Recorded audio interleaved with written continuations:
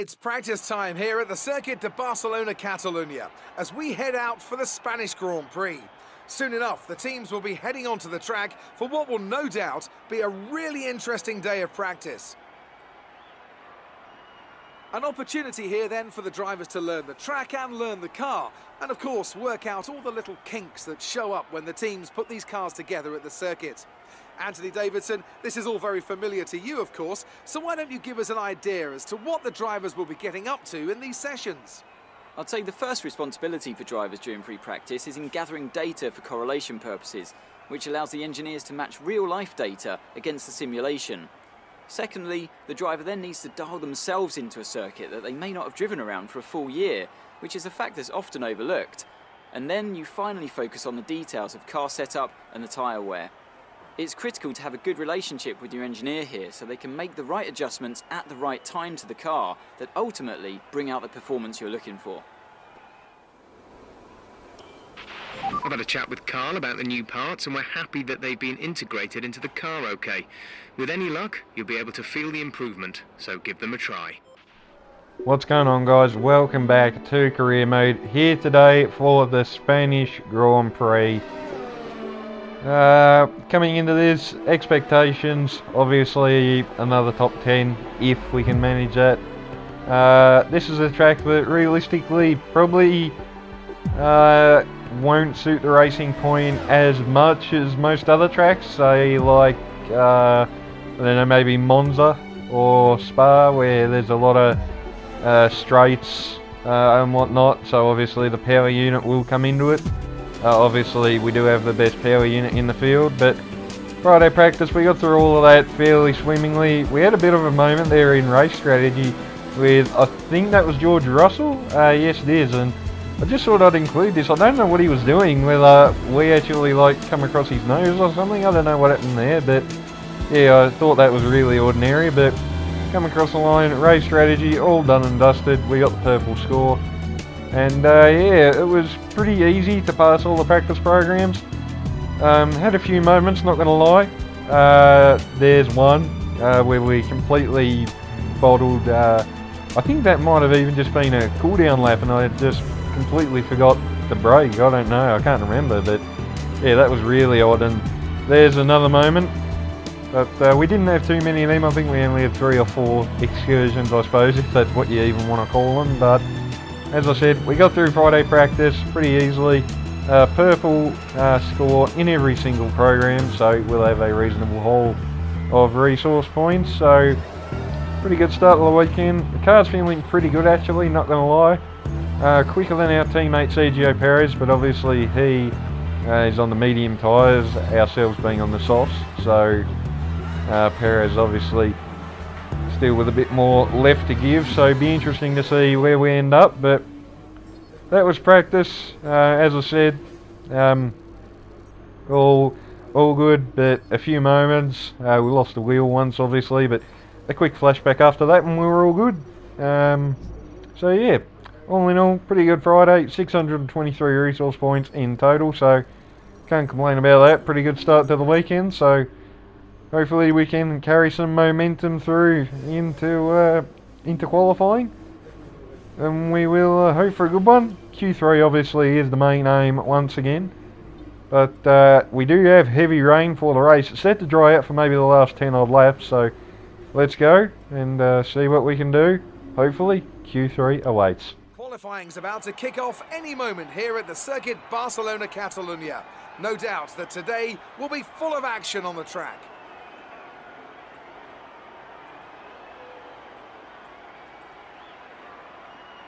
Now then, Anthony Davidson, you're not getting any younger, but you have been involved in your fair share of qualifying sessions in an illustrious 30-year career.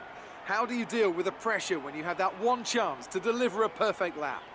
It's not so much about dealing with the pressure, it's more about how you approach the risk and just how much of it are you willing to take. You're constantly balancing the car on the edge of grip from braking, cornering and traction, and over the course of a lap, it's easy to get that balance wrong, and that's why achieving the perfect lap is almost impossible.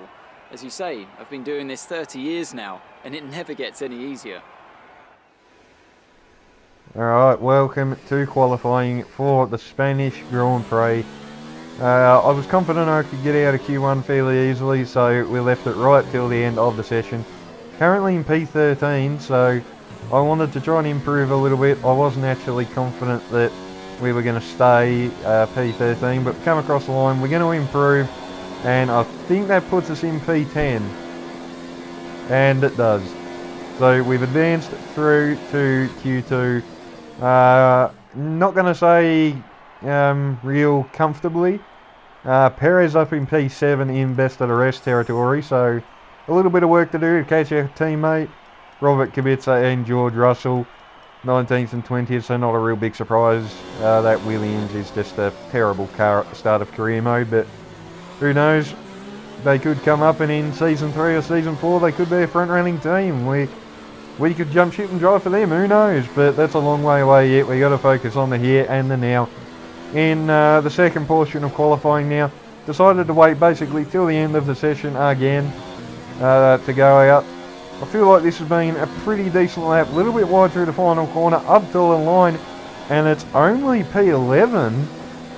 That was really surprising, and we got to the end of the session and it is P11, so we have not made it through to Q3. Perez up in P5. So Sergio definitely showing what this car is capable of, so that was a real big surprise, to be honest. So showing up in a big way by our teammate in qualifying, but the car felt pretty good in race trim, so we'll be starting on a fresh set of tyres. Obviously not making it through to Q3, we have that option available, so that's good, but hopefully we can score some more points and have another good run of things. Tough luck there. It's not quite where we'd want to be on the grid, but chin up, it's not the end of the world. No, it is definitely not the end of the world. If it was, then God knows what real life would have been by now, but starting P11, it's probably actually not such a bad place to be.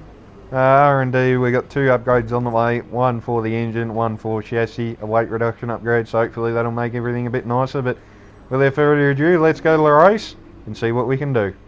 Let's go.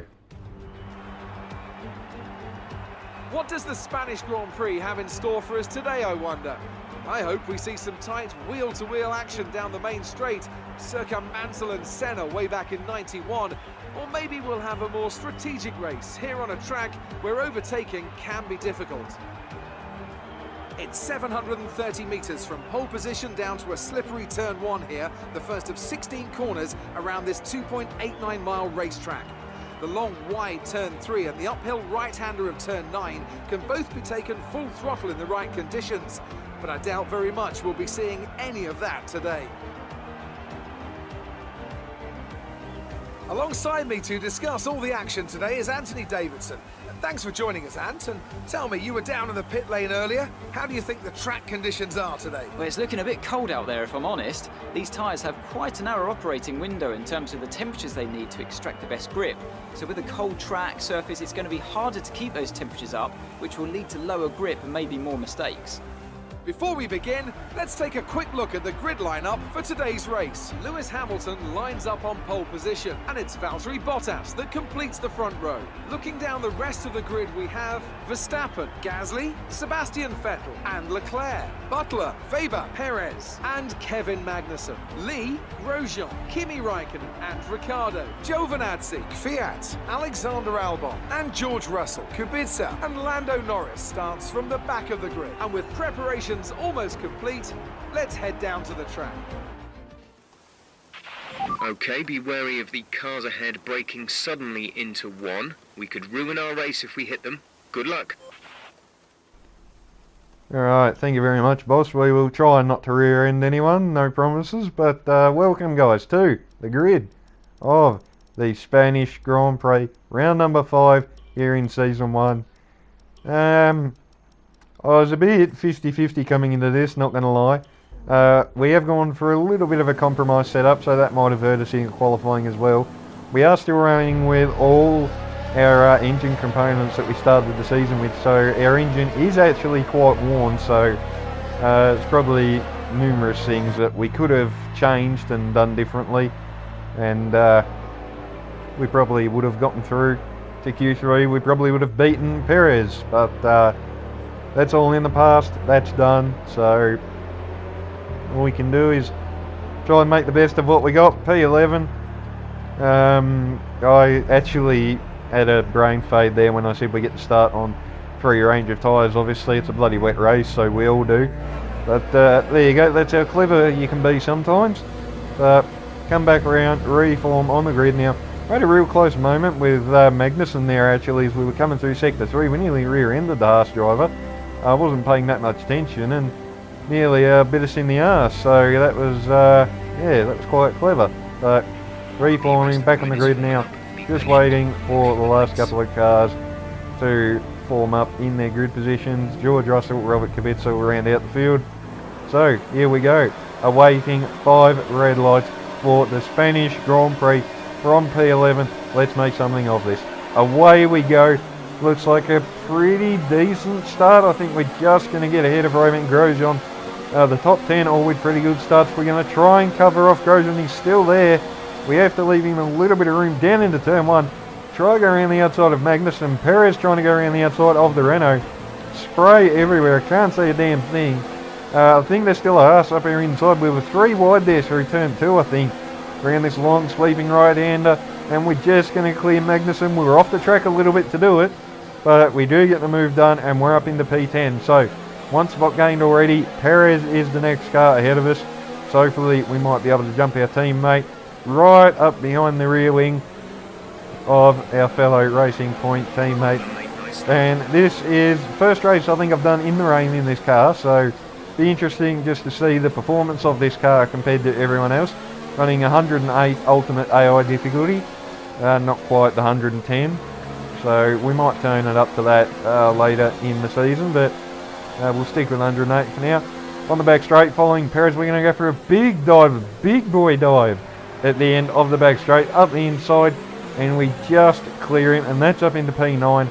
So good start to the race so far. We've made 2 spots. Perez still in P10, so P9 and P10 for the Racing Point drivers.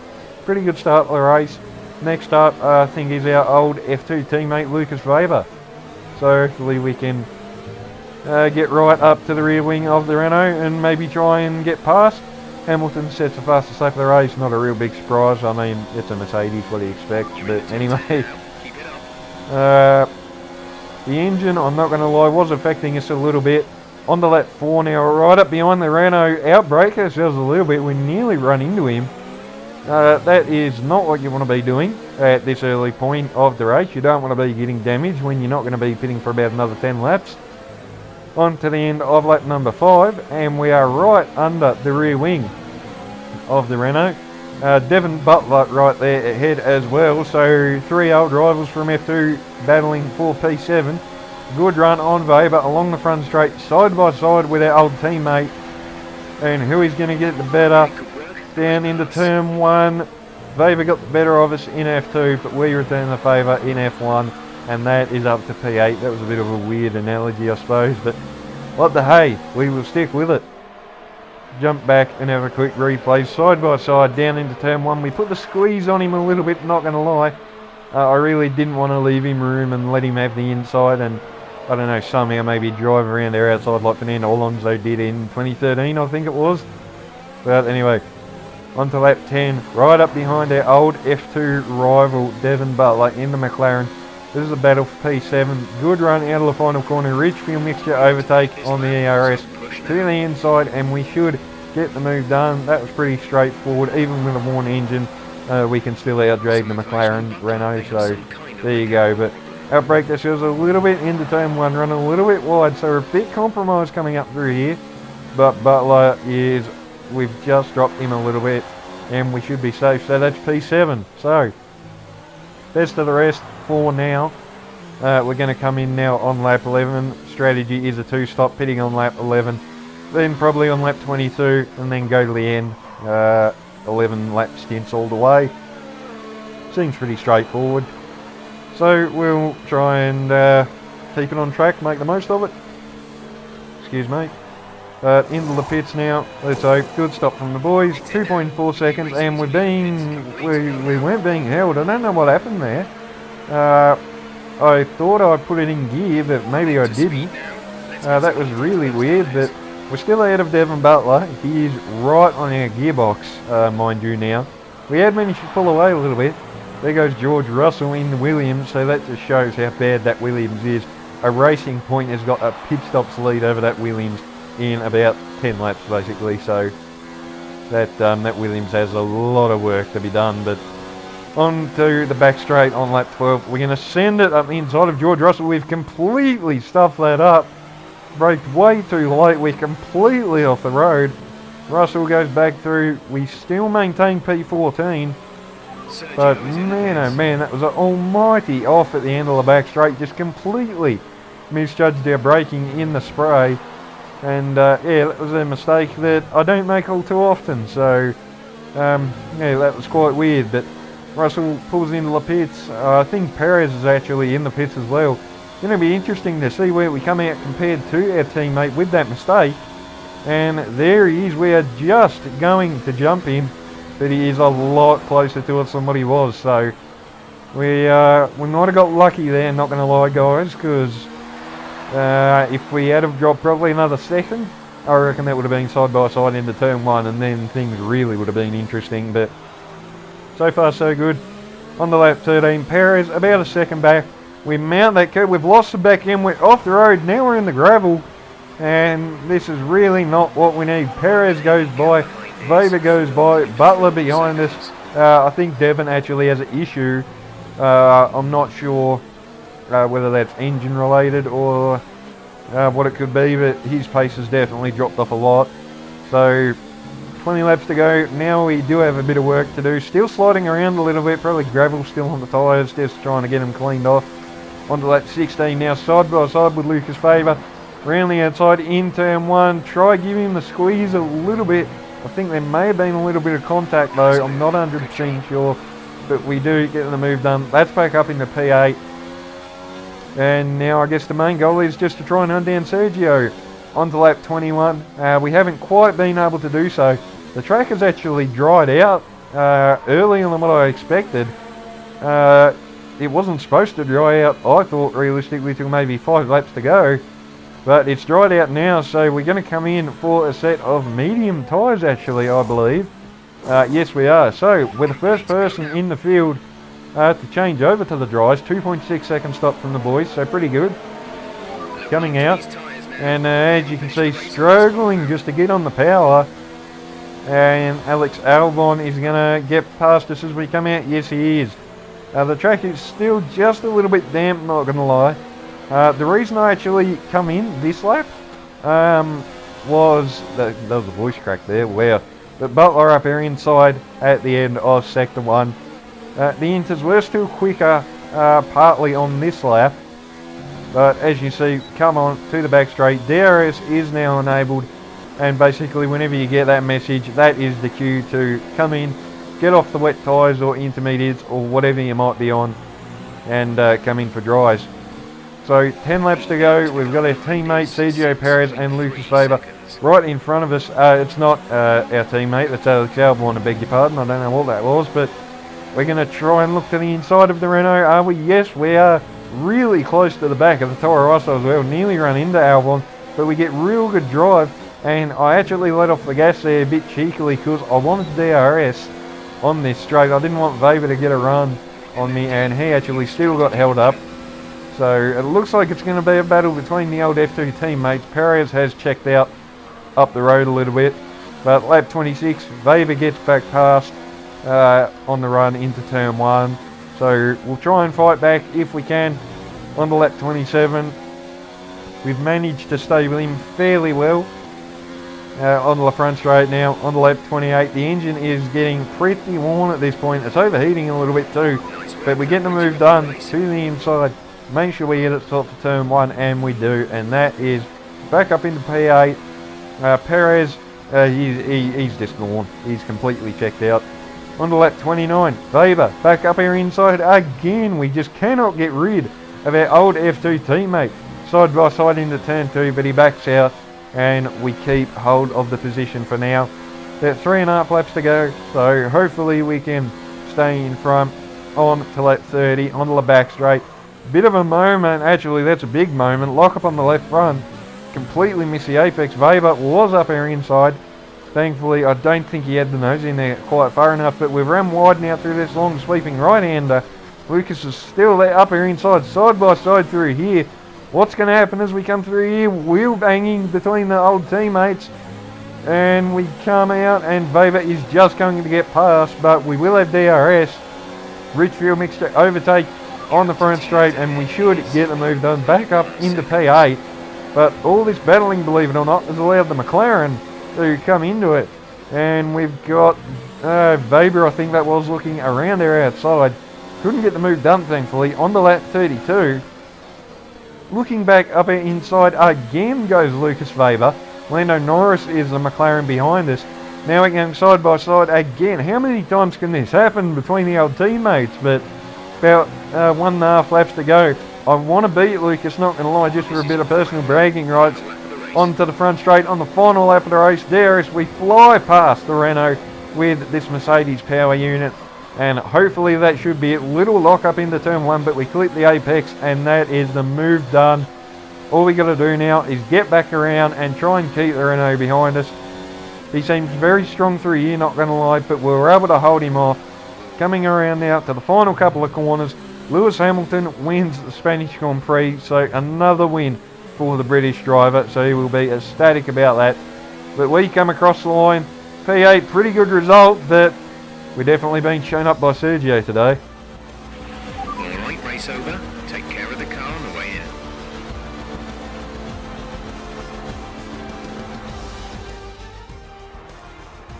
So Mercedes have won it, and what a great race it was.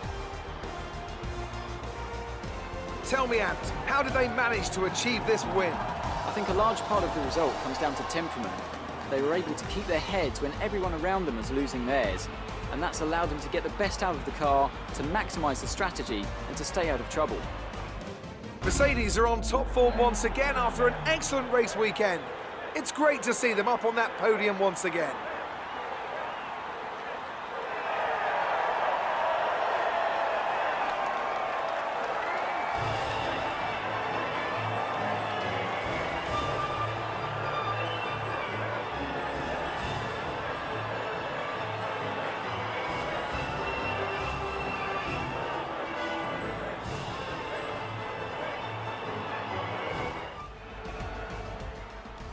So there we go, guys. That has been episode number 6. I think this is round number 5 of our F1 2019 career mode here today for the Spanish Grand Prix.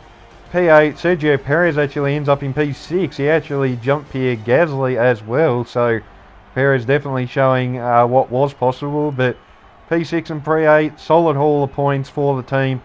Really good result in general for both of us. So all in all, can't complain. So let's go and talk to Claire. Great work out there today. Let's have your thoughts. There wasn't much between you and Lucas by the finish today. No, there definitely wasn't, but we were able to get by when it mattered and hold him off, so we scored the W this time. Did you struggle to get through all that traffic today? No, I don't think so. There wasn't a lot of traffic to get through. The only time we struggled was passing the Williams. Did you feel comfortable in the wet weather today? That's a bit of a 50-50 question. I probably feel more comfortable in the dry at the moment in this car, I'm not going to lie. So, yeah. Great. Well, that's everything. Alright, thank you very much, Claire. You're a pain in the arse like usual, but we won't worry about that, will we, guys? But that has been today's video, leading the rivalry against Perez and Grosjean, so that's always good. We get a decent chunk of resource points. I think that's going to put us near 1,000. Let's have a look. Not quite, 600, so I was a way off with that guess, so need to work on my maths a bit, but all in all, real good weekend. Got some invitational events it looks like, so let's go and have a look at these, shall we? Looks like one of your rivals is also going to an upcoming historical event. If you choose to take him on, it might help get your name out there a bit. Alright, so we got a checkpoint challenge or a pursuit. If I decide to do these, we might just do those off camera. couple of interview transcripts from Devon Butler and Lucas Faber. Don't really pay much attention to what they have to say, to be honest, but anyway, that has been today's video, guys. Hope you guys have enjoyed, as always.